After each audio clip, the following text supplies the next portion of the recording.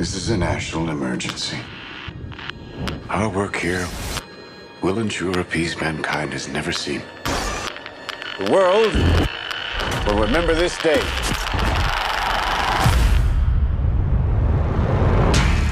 This is arguably the most important story of our time. The stakes really couldn't be any higher.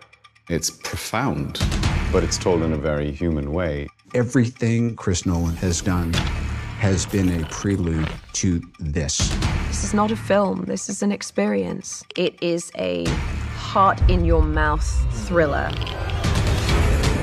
I've been interested in Oppenheimer's story for a long time. At some point, I learned this key piece of information that in the lead up to the Trinity test, they were dealing with the very small possibility that when they pushed that button, they would set fire to the atmosphere of the Earth and destroy the entire planet.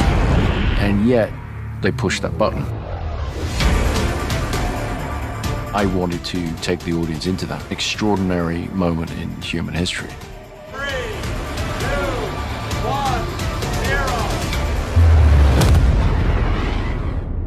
All America's industrial might and scientific innovation connected here. A secret laboratory. Cillian playing Oppenheimer was the centerpiece of the film, but I knew that he was going to need the most extraordinary ensemble around him. Let's go recruit some scientists. The people involved in the Manhattan Project were charismatic individuals. They're very talented.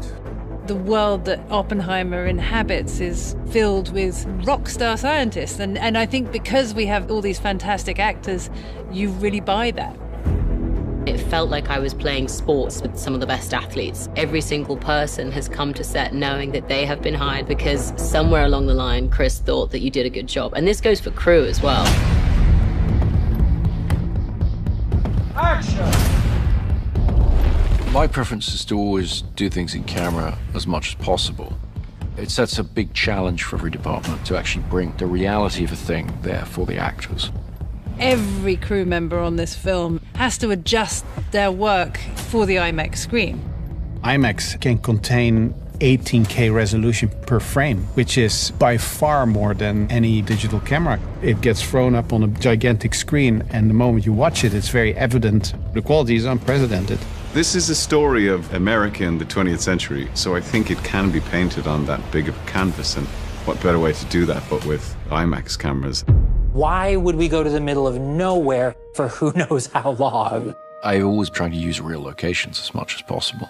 With location shooting or sets, the more things can just be real, the better they're going to feel to the audience. There's almost no studio work on this film. Everything is location.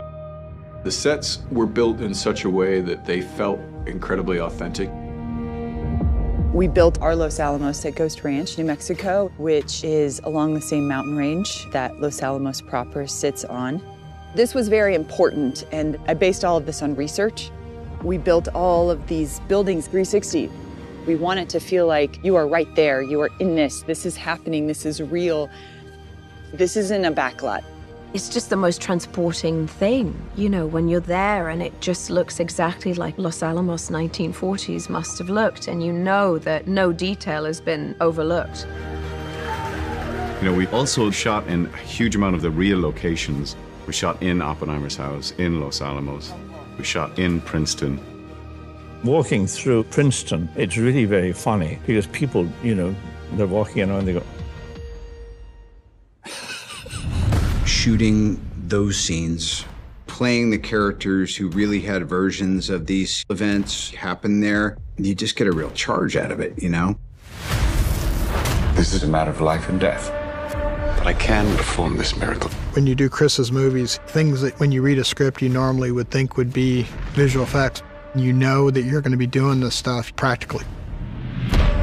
They had to film the world of quantum physics. Their whole unit was one big science project. I was daily very jealous. it's kind of back to the old days. We did a lot of experimentation. We came up with some very interesting analog methods of how to approach this, all of which was leading to the Trinity test, which had to feel nightmarish and terrifying in a way that computer graphics never really is. What we were able to get into the finished film, to me, is extraordinarily beautiful, but also very frightening. Working with this whole team was such a great camaraderie, and with the commonality of we are going to get this in camera. I love Chris's dedication to that.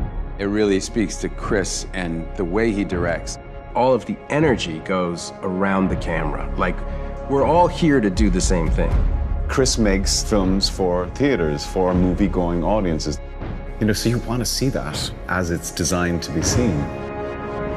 Watching this very different sort of film on that big screen, it sort of makes you gasp. You're right in their experience. This is, I think, a definitive moment in the history of modern filmmaking. Do yourself a favor and go see this on as big a screen as you can. With the sound design and the score and the emotionality of it, this is an unforgettable, unmissable experience in a theater. You are the man who gave them the power to destroy themselves. We made Oppenheimer on the largest scale possible because the idea is to come and experience this. His story is monumental and epic and extraordinary. It really has to be seen on the big screen to be believed.